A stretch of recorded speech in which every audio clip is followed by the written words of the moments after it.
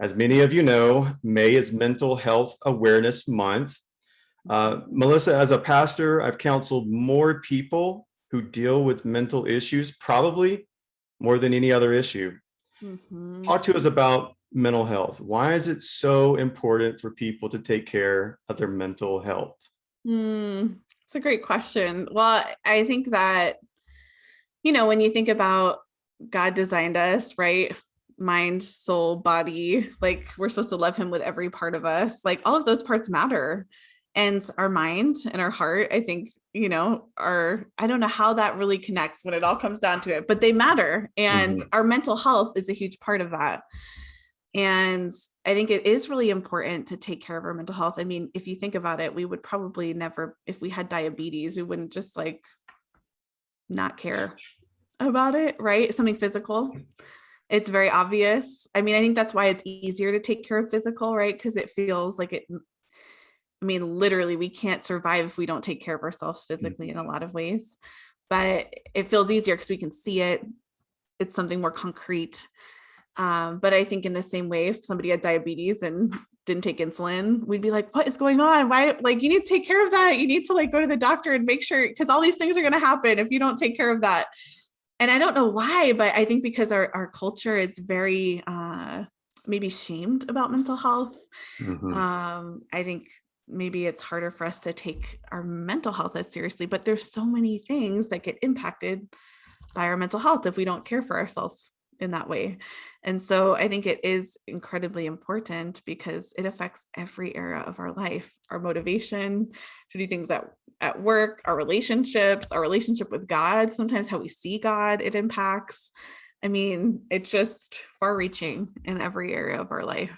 So Yeah, so many times when I hear people going through some type of mental funk, really, people's response, they're kind of mean. They're just like, well, just get over it. Why? And that may be attributing to the question I'm going to ask you, but why do you think it's so easy for us to overlook our mental health? Yeah, I think part of it is that it's not physical. It's not something we can see, right? Right. It's not something we can measure as easily as we can on a scale or blood pressure or cuff, although with anxiety, you're definitely going to have high blood pressure. Right. But, I think that's a part of it is it's not physical. It's not as easy to measure.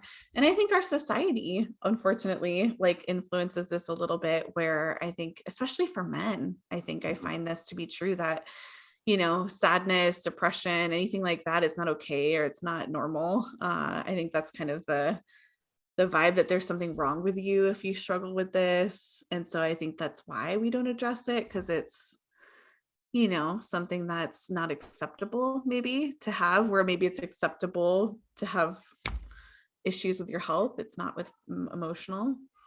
And then I think, unfortunately, I think sometimes maybe even in the church, like we make mental issues spiritual issues. And sometimes maybe that gets hidden under that guise of like, okay, if you just repent and get it together, you'll be in a different place.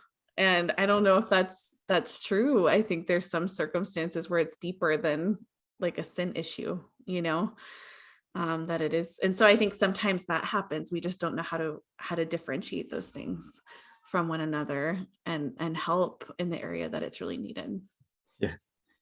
Yeah. We like to say in the South, you stepping on somebody's toes right there, because that's so true. For that person who's probably, and like you said, it's a sin issue. You just need to repent, get over it. Or if you go seek help, you're going to look crazy.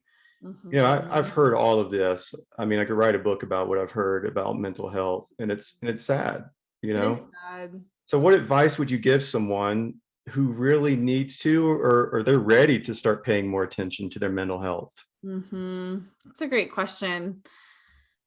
I think I would just validate that it's okay that you need to seek help, like that there is nothing wrong with you. This is an area of our life we all need to care about. And if this is how you need to care for it, whether it's through counseling or medication in some way, shape, or form, then it's like getting insulin. Like it's okay that it's okay, like you need what you need. And so I think I would just validate and normalize that, they're brave for going after that, because it is so, it can be so shaming to do that,